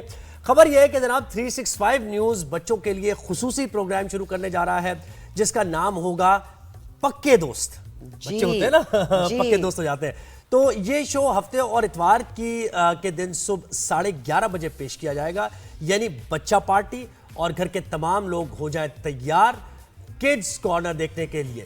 جی بالکل. جی اس میں بہت سارے ہفتے اور اتوار کے دن آپ نے کہا لگاتار یہ چلے گا, اور پکے دوست میں آپ کے ساتھ ہوں گے بلال مقصود, جو کسی تعارف کے محتاج نہیں ہے, بہترین میوزیشین ہیں اور سٹوری ٹیلر بھی ہیں, جو اب 365 نیوز پر آپ دیکھ سکیں گے.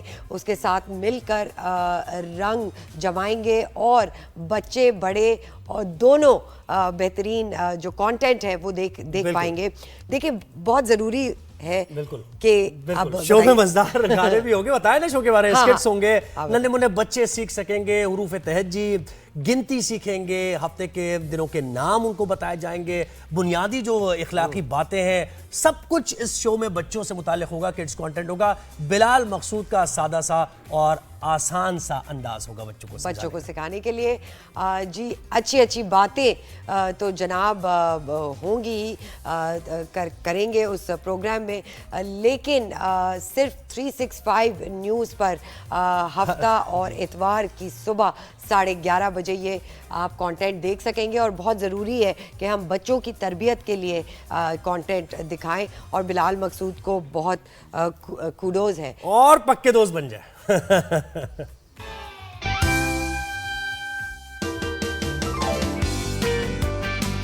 क्यों नाचे? तुमने यहाँ जलेबी देखी? अब्दुल वहाब मिठाई कहाँ है?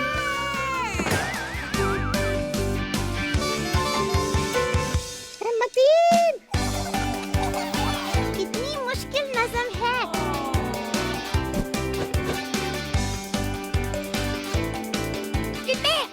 मैं भी एक ग्लास पी लूं। Please Google it. नींद नहीं आ रही। ये लो तो सर।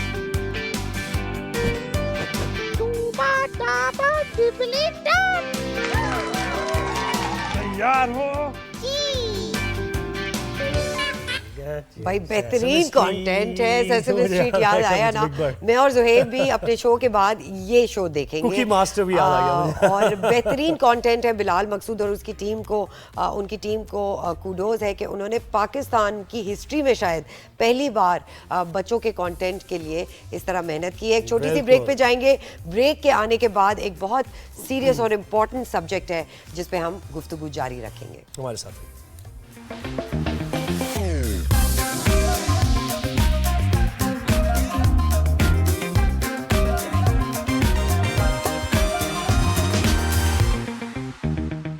जी वेलकम बैक नाजरीन। तो आज हम एक बड़े अहम, इम्पॉर्टेंट और हसास मौजू पर थोड़ी सी गुफ्तगू करेंगे।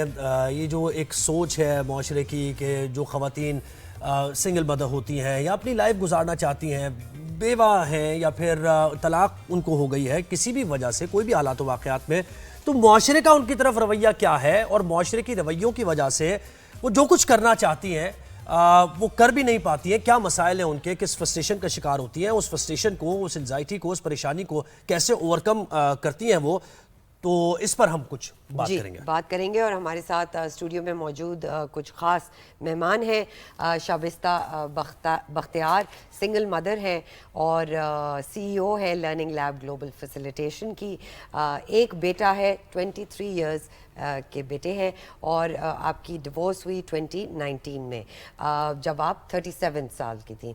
और शेफ़ माविश रशीद है, सिंगल मदर है, और आपके जो शौहर थे वो भी वो भी थे, रह चुके हैं। और हमारे साथ मुफ्ती मोहम्मद वसीम सादिक बंदगी भी मौजूद है। मुफ्ती साहब, आप सबका बहुत बहुत शुक्रिया, आपने हमें वक्त दिया। सबसे पहले तो मुफ्ती साहब ये बताइए कि एक चाहे वो डिवोर्स्ड हो या खुला लीवी हो या विडो हो, वो खातून इस्लाम उनको क्या इस्लाह देता है कि वो आगे कैसे बढ़े, और हमारा माशरा उनको कैसे पीछे धकेलता है? बिस्मिल्लाहिर्रहमानिर्रहीम। देखिए, दीन इस्लाम ने हमारी ज़िंदगी की हर सिचुएशन के हवाले से हमें बाकायदा एक निज़ाम बना कर दिया हुआ है। कोताही हमारी ये है कि हम उस निज़ाम हयात को फॉलो नहीं करते, उसको जानने की कोशिश नहीं करते और उसके मुताबिक अपनी ज़िंदगी बसर करने की कोशिश नहीं करते हैं। दीन इस्लाम ने इस हवाले से बिल्कुल वाज़ेह तालीमात दी हैं। मिसाल के तौर पर एक खातून ऐसी हैं कि जिनको तलाक़ हो गई, अब उसको इख्तियार है कि वो चाहे तो आगे दूसरी जगह शादी करे, उसको ये भी इख्तियार है वो चाहे तो अपनी ज़िंदगी अकेले गुजारे, लेकिन सिचुएशन उसको ख़ुद ये देखनी होगी कि उसके लिए कौन सा फ़ैसला बेस्ट है। दूसरी बात यह है कि इस्लाम इस हवाले से क्या सजेस्ट करता है। देखिए, इस्लाम तो यही कहता है, चूँकि अल्लाह ताला ने जो मर्द और औरत की तख्लीक की है तो अल्लाह ताला ने इसको तकसीम फरमा दिया है, ज़िंदगी गुजारने की जो ज़िम्मेदारियाँ आयद होती हैं। अब जो ख़वातीन हैं ज़्यादातर जो है आप देखें, नेचुरली एक बात है, फितरती बात है کہ ان کو گھر کی ذمہ داریاں، بچوں کی ذمہ داریاں، ان چیزوں کو دیکھنا ہوتا ہے، اور مرد حضرات جو ہے ان کے لیے ذریعہ معاش اور ان کے اخراجات اور ان چیزوں کو پورا کرنا. تو بیسٹ فیصلہ تو یہ ہے اسلام کا کہ اگر وہ یہ فیصلہ کر لیں کہ وہ اللہ کی تقسیم پر راضی ہو کر مزید آگے اپنے لیے شادی کے لیے اور اپنے گھر کو بسانے کے لیے فیصلہ کریں، یہ زیادہ بیسٹ فیصلہ ہے. اچھا، اس کے بارے میں قرآن کریم میں حکم بھی ارشاد فرمایا. ہماری سوسائٹی میں بعض دفعہ ایسی خواتین کو لوگ اچھی نظر سے نہیں دیکھتے، طنز کرتے ہیں. یہ رویہ بالکل افسوسناک ہے اور یہ اسلامی تعلیمات کے بالکل برعکس ہے. اسلام نے ہر ایک کو اس کی خواہش کے مطابق شریعت کے دائرے میں رہ کر زندگی گزارنے کا حق دیا ہوا ہے.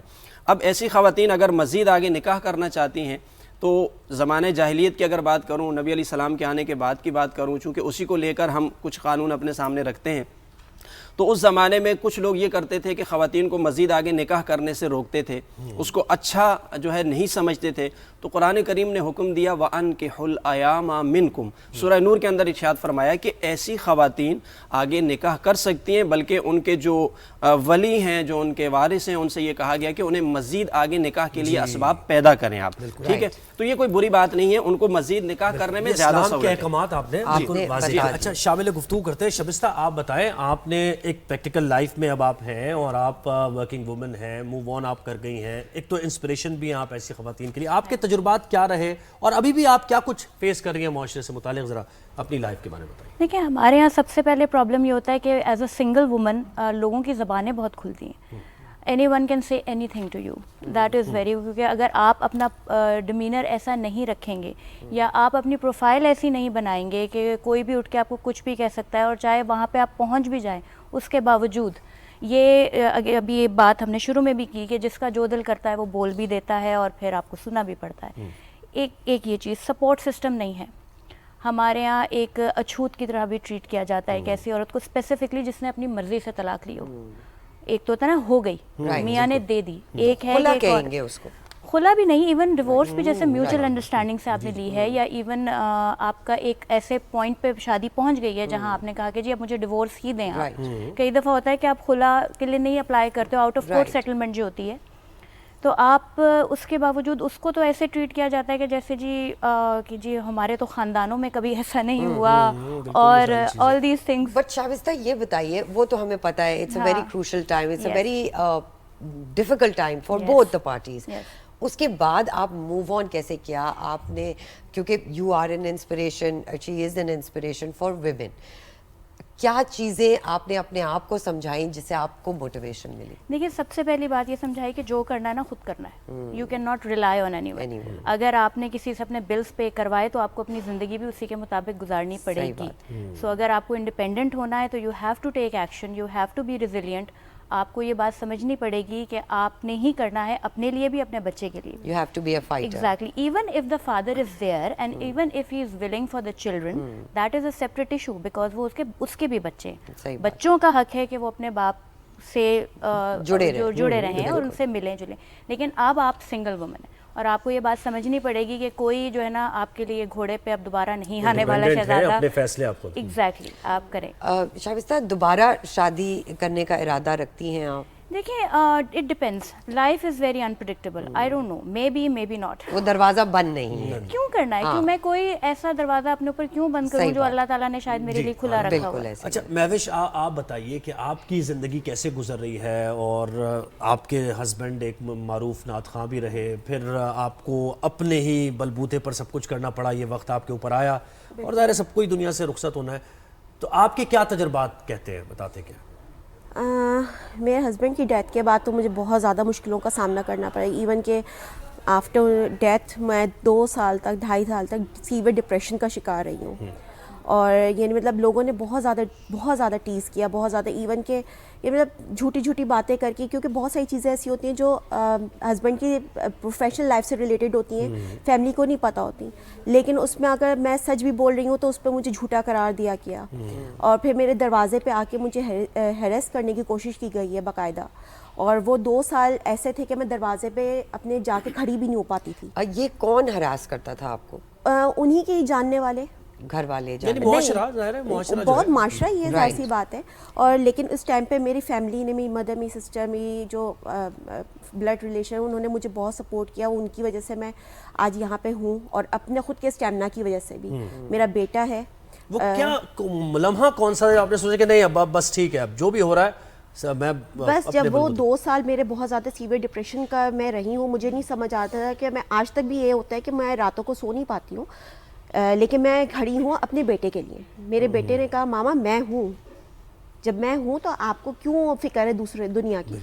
اور جب وہ چھوٹا سا میرا بیٹا تھا، جب اس نے یہ چیز حوصلہ مجھے دیا تو وہ میرے لیے بہت تھا کہ نہیں میرے پاس میرا بیٹا ہے تو مجھے کس سے ڈرنے کی ضرورت ہے. کوئی مجھے دے رہا ہے آ کے کھلانا، کوئی نہیں دیتا. Nobody's paying your bills. کوئی نہیں دیتا. دوسری شادی کیوں نہیں کی؟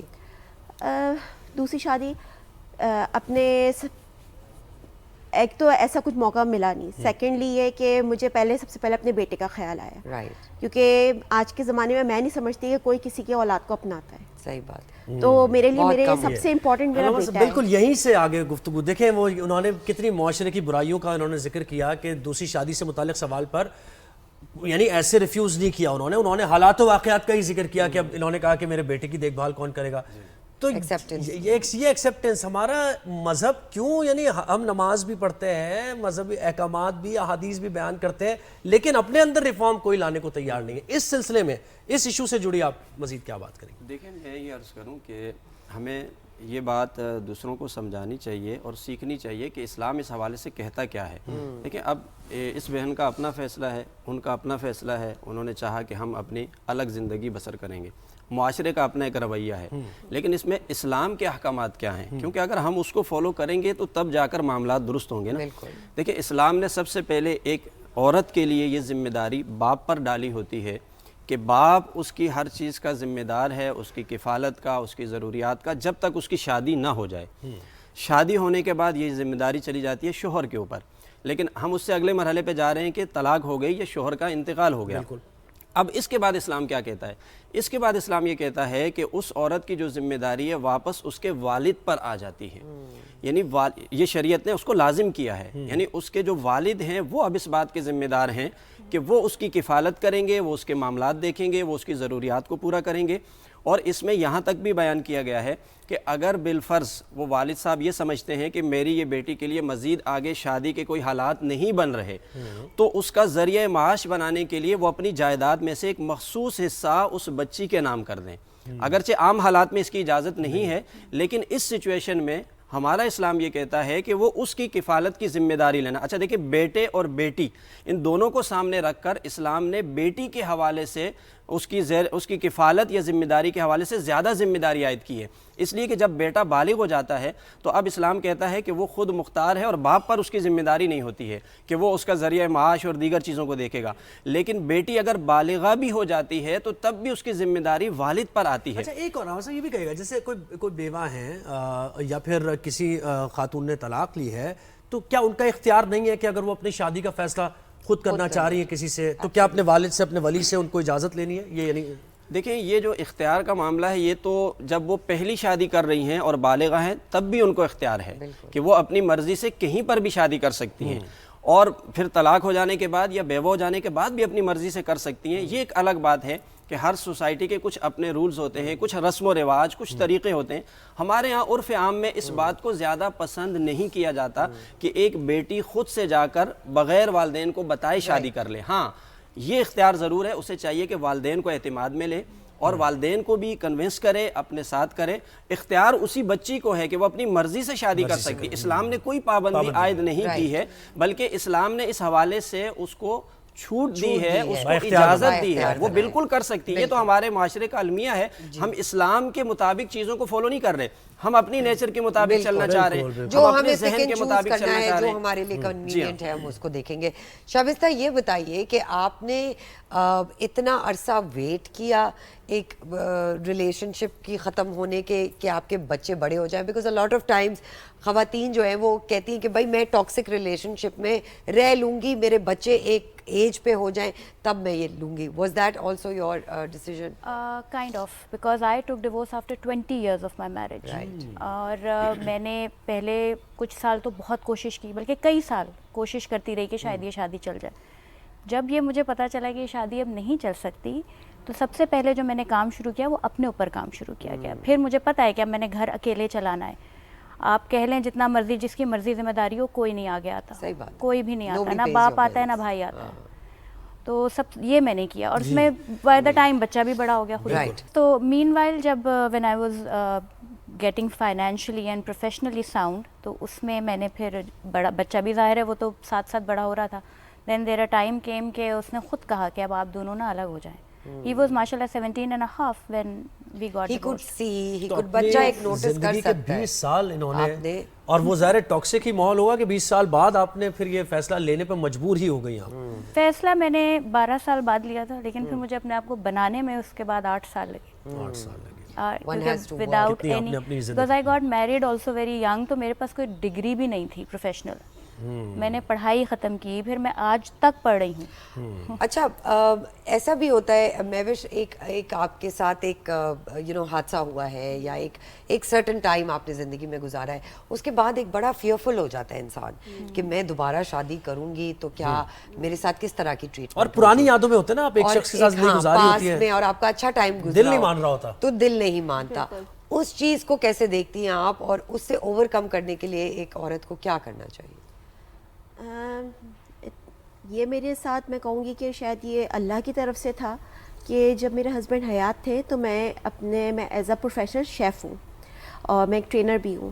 تو میں نے اپنا آن لائن بزنس جو ہے نا ویسے ہی اسٹارٹ کیا ہوا تھا, تاکہ مجھے نہیں پتا تھا ایک یعنی مطلب گھر میں رہتی تھی تو یہ تھا کہ ٹائم فارغ ہے تو اپنے اس ٹائم کو یوٹیلائز مجھے کرنا ہے. تو وہ شوق میں جو ہے وہ میرا اپنا میں نے بزنس بنایا ہے, اپنا کیا. پھر ایک چھوٹا سا انسٹیٹیوٹ میں نے اپنا اوپن کیا, تو وہاں پہ میں ٹریننگ بھی دیتی تھی ساتھ ساتھ. لیکن تقریباً 2 سال ہی مجھے ہوئے ہوں گے میرے انسٹیٹیوٹ کو اوپن ہوئے ہوئے, اور میرے ہسبینڈ کی جو ہے نا ایک دم سے اچانک سے ڈیتھ ہو گئی. اور وہ میرے لیے بہت زیادہ شاکنگ تھا, کیونکہ کبھی میں ایسا سوچ نہیں سکتی. ہم تو آپس میں بات کرتے ہیں کہ ہم نے سلور جوبلی ساتھ گزارنی ہے. صحیح بات. تو لیکن وہ جب چیز ہوئی تو یعنی مطلب پاؤں تلے زمین کھسک گئی, یعنی مطلب لگ ہی نہیں رہا تھا کہ یہ سب کچھ سچ ہے, سب بالکل جھوٹ لگ رہا تھا. لیکن ہر لائف میں پارٹنرشپ میں جو ہے اپس اینڈ ڈاؤن ہوتی ہے, لیکن اس کا مطلب یہ نہیں ہو رہا ہوتا کہ انسان جو ہے نا ایک دوسرے سے جدا ہونے کی چیز کر رہا ہو. میرے ہر ایک کی اپنی ان یادوں سے نکل, اور مجھے کرنے میں بہت ٹائم لگا اس چیز کو. علامہ صاحب آپ کہیے گا جیسے وقت کے تقاضے بدلتے رہتے ہیں, اور اسلام بھی کیونکہ کمپلیٹ کوڈ آف لائف ہے تو ہر وقت کے لیے ریلیونٹ ہے اسلام. اب کی جو ریلیشن شپس ہیں آج کل جو ہیں, اس پہلے تو ہمیں خواتین کو بھی مردوں کو بھی یہ بتایا جاتا تھا, خواتین کو زیادہ کہ بھائی ایڈجسٹ کرنا ہے, کیسے بھی حالات ہوں آپ کو نبھانا ہے, بچوں کے لیے ساری چیزیں. لیکن اب ذرا مختلف سوچ ہو گئی ہے. اس مختلف سوچ کو مد نظر رکھتے ہوئے ذرا اس پر روشنی ڈالیے تھوڑی سی. دیکھیے بات یہ ہے کہ نبی علیہ السلام کا ارشاد پاک ہے کہ جو چیزیں جائز ہیں اسلام میں, ان میں سب سے زیادہ اللہ کے نزدیک ناپسندیدہ چیز جائز چیزوں میں طلاق ہے. بالکل. تو اسلام تو خود بھی یہ کہتا ہے کہ آپ ہر صورت یہ کوشش کریں کہ آپ کا گھر بنا رہے, لیکن یہ بھی نہیں کہتا ہے کہ کسی خاتون کے ساتھ کوئی زیادتی ہو رہی ہو اور اس کو ایسے ہی جاری رہنے دیا جائے. اور نہ یہ بھی کہتا ہے کہ بعض دفعہ خواتین کی طرف سے کوئی زیادتی ہو رہی ہو اور وہ مرد جو ہے اسی کو برداشت کرتا رہے. دین اسلام یہ کہتا ہے کہ کوشش کی جائے کہ ان کا گھر آپس میں بستا رہے, چلتا رہے. لیکن اگر ایسا نہ ہو تو پھر یہ اسلام ہی کا حکم ہے کہ بات طلاق بھی ہو سکتی ہے. اچھا, رسول اللہ کے دور کا کچھ مجھے یاد آ رہا ہے, آپ اس کی وضاحت سے اسے بتائیں کہ ان کے دور میں بھی ایسا ہوا کہ رسول نے خود یہ کہا کہ بھائی الگ ہو جاؤ اگر. بالکل. دیکھیں بلکہ قرآن کریم کے اندر یہ بات موجود ہے, وَإِن يَتَفَرَّقَا يُغْنِ اللَّهُ كُلًّا مِّن سَعَتِهِ. یہ میاں اور بیوی کے بارے میں کہا کہ اگر ان دونوں کی آپس میں نہیں بن سکتی ہے, یہ دونوں جدا ہو جائیں, یعنی طلاق کی صورت میں الگ ہو جائیں, اور اللہ تعالیٰ ان کے لیے اور راستے پیدا فرما دے گا. یعنی یہ بھی اسلام کا حکم نہیں ہے کہ آپ ہر صورت ایک دوسرے کے ساتھ ہی زندگی بسر کریں جو کہ ناممکن ہو رہا ہو. اسلام یہ کہتا ہے اگر ذہن مزاج آپ کے نہیں ملتے ہیں یا کسی کا رویہ ایسا جارحانہ ہے کہ اس کے ساتھ زندگی نہیں گزر سکتی ہے, تو اسلام اس بات کی بھی اجازت دیتا ہے کہ وہ اپنی راہیں جدا کر لیں. اب راہیں جدا کرنے کے بعد انہیں اختیار ہے کہ وہ کس طرح کی زندگی بسر کرنا چاہتے ہیں. دیکھیں پچھلے تجربات سے مطلب اس بات کو لینا کہ نہیں آگے ہمیں شادی کی طرف نہیں جانا چاہیے، یہ خاتون کا اپنا فیصلہ ہوتا ہے۔ میں نے پہلے جیسے عرض کیا کہ اس کے لیے زیادہ حفاظت کا ذریعہ یہی ہوتا ہے کہ اگر وہ کوشش کرے اور اس کے لیے کوئی دوسرا، کیونکہ ہر مرد ایک جیسا نہیں ہے، ہر خاندان ایک جیسا نہیں ہے، بلکہ نبی علیہ السلام کے زمانے کی ایسی بے شمار مثالیں آپ کو ملیں گی۔ آپ دیکھیں کہ نبی علیہ السلام نے جتنی ازواج ہیں آپ کی، سوائے حضرت عائشہ صدیقہ رضی اللہ تعالیٰ عنہ کے، تمام ازواج وہ ہیں جن کی پہلے کہیں شادی ہو چکی تھی۔ تو اس کا مطلب یہ ہے کہ اس زمانے میں بھی یہ چیزیں ہوا کرتی تھی۔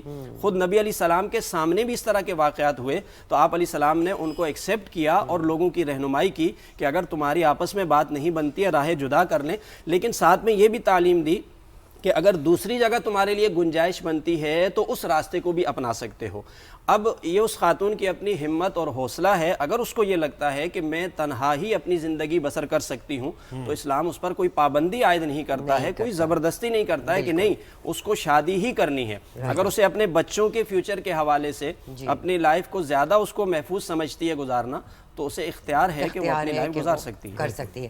اچھا مہوش یہ بتائیے ایز اے وڈو گورنمنٹ کی کوئی ایسی پالیسیز ہیں جو آپ کو سپورٹ کرتی ہیں، چاہے وہ بینک اکاؤنٹ کھولنا ہوا یا اس طرح کا آئیڈینٹی کارڈ کی چیزیں ہیں یا اور کسی صورت میں آپ کو فیسیلیٹیٹ کوئی پالیسیز ہیں جو آپ کو یا وڈوز کو یا سنگل مدرز کو سپورٹ کرتی ہیں؟ مجھے تو نہیں پتا ایسا کچھ بھی نہیں ہے۔ شابستہ do you think there is any such thing from the society or community? No, in my case only women came forward and they helped me out in every way possible. Even میرے لیے تو ایک کیا کہوں امتحان تھا divorce certificate issue کروانا۔ اچھا، بیکاز وہ کوئی تنی کیا مسئلہ تھا، شاید وہ کوئی ڈیورس پیپر میں کوئی نام آگے پیچھے ہوا تھا، 3 دفعہ تو ڈیورس پیپرز بنے تھے میرے، just imagine. And from then getting it done, اس کے بعد وہ سبمٹ نہیں کر رہے تھے، پھر بھائی مجھے آئی ڈی کارڈ چینج کروانا ہے، مجھے پاسپورٹ بنوانا ہے، I had to travel for business. It was a mess. Literally I got my divorce certificate after 1.5 years of my divorce.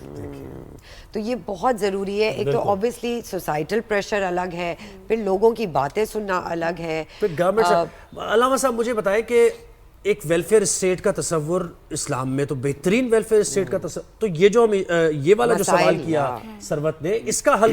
بالکل بالکل، دیکھیں یہ سن کر مجھے بھی افسوس ہے اور خیر ہمیں معلوم بھی ہے ہمارے معاشرے کا یہ رویہ، اور یہ بہت غلط رویہ ہے۔ میں یہاں پر اس حوالے سے ایک بات عرض کروں کہ جس خاتون کے شوہر کا انتقال ہو جاتا ہے، جس کو بیوہ کہتے ہیں، یا جس کو طلاق ہو جاتی ہے اور مطلقہ کہتے ہیں، ان دونوں کے احکام اسلام میں ایک جیسے ہیں، یعنی ان دونوں کے ساتھ معاشرے نے کیا رویہ اپنانا ہے ان دونوں کے بارے میں اسلام نے ایک جیسی باتیں کہی ہیں۔ اور اسلام یہ کہتا ہے کہ اگر کوئی شخص ایسی خواتین کی مدد کرتا ہے، انہیں سپورٹ کرتا ہے، اب چاہے وہ ڈاکومنٹس کا مسئلہ ہے یا اور بھی انہیں جابس کے حوالے سے، وہ تو انڈیویجول ہوگا نا، اسٹیٹ کا کیا کردار ہے؟ یہی میں کہہ رہا ہوں نا کہ اسلام نے اسٹیٹ کو ہی تو متوجہ کیا۔ وہ حدیث بتانا چاہ رہا ہوں کہ نبی علیہ السلام نے فرمایا اگر کوئی جو ہے اس طرح کی خواتین کو سپورٹ کرے گا، ان کے ساتھ کھڑا ہوگا، تو نبی علیہ السلام نے فرمایا کہ اللہ تعالیٰ نے قیامت والے دن جو خاص انعامات رکھے ہیں ایسے افراد کے جن کو اپنے عرش کے سائے میں جگہ دے گا، فرمایا ان افراد کو اللہ اپنے عرش کے سائے میں جگہ عطا فرمائے گا جو ایسی خواتین کو سپورٹ کرتے ہیں، ان کے ساتھ کھڑے ہوتے ہیں۔ بلکہ دوسری جگہ پر یہ بھی ارشاد فرمایا کہ اگر ایک شخص دن بھر روزہ رکھتا ہے، رات بھر نماز پڑھتا ہے، اس کی بنسبت ایک شخص ایسا ہے کہ جو اس طرح کی خواتین کو سپورٹ کرتا ہے، ان کے کام آتا ہے، تو فرمایا اس سے یہ شخص زیادہ افضل ہے۔ یعنی ان احادیث کی روشنی میں obviously اسٹیٹ قوانین بنائے گی۔ تو اور جب نبی علیہ السلام دنیا سے پردہ فرما رہے تھے تو بالکل آخری وصیتیں جو آپ نے فرمائی، حضرت انس رضی اللہ تعالیٰ عنہ فرماتے ہیں آپ نے 3 باتوں کی وصیت فرمائی ہے آخری وقت میں، آخری لمحات میں۔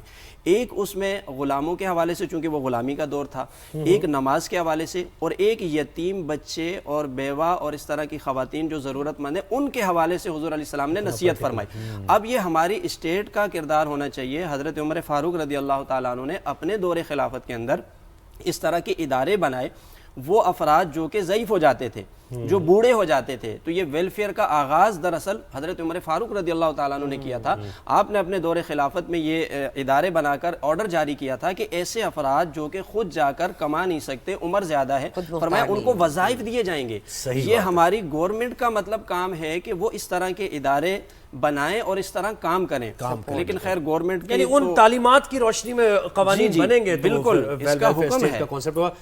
بہت شکریہ. اس پر مزید بھی بات ہو سکتی تھی لیکن ہم نے کوشش کی ہے کہ معاشرے کے مسائل. اچھا اس میں ایک چیز ویسے بڑی پازیٹیو نکل کے سامنے آئی کہ اسلامی تعلیمات اور یہ جو دور حاضر کے معاشرے کے مسائل اور آپ دیکھیں ورکنگ ویمن ہیں, ماڈرن خواتین ہیں, کہیں بھی کانٹرڈکشن نظر نہیں آ رہی ہے. یہ ایک بڑی خاص بات ہے کہ اگر ایکچوئل احکامات ان کو نافذ کیا جائے تو کہیں اسلام اور اس دور حاضر کے تقاضے کہیں کانٹرڈکشن آپ کو نظر نہیں آتی ہے. بہت شکریہ شبستہ بختیار صاحبہ, آپ نے ہمیں وقت دیا, اور ماوش رشید صاحبہ آپ نے ہمیں وقت دیا, اور علامہ صاحب مفتی وسیم صادق بندگی صاحب آپ نے ہمیں وقت دیا. یہ ڈسکشن آپ نے دیکھی ہماری, اس پر بھی بالکل جی بالکل بہت ضروری ہے کہ ایسے سبجیکٹس جب ہم اپنے چینل پہ اس شو کے ذریعے لاتے ہیں, اس کا مقصد یہی ہوتا ہے کہ ہم اویئرنیس کریٹ کریں اور لوگوں تک یہ بات لے کے جائیں کہ اسلام ایسے سبجیکٹس پہ کیا کہتا ہے. ہمیں اپنا فیڈ بیک ضرور دیجیے گا, ہم منتظر رہیں گے. اپنا بہت خیال رکھیں, اگلی بار ملاقات ہوگی. خدا حافظ.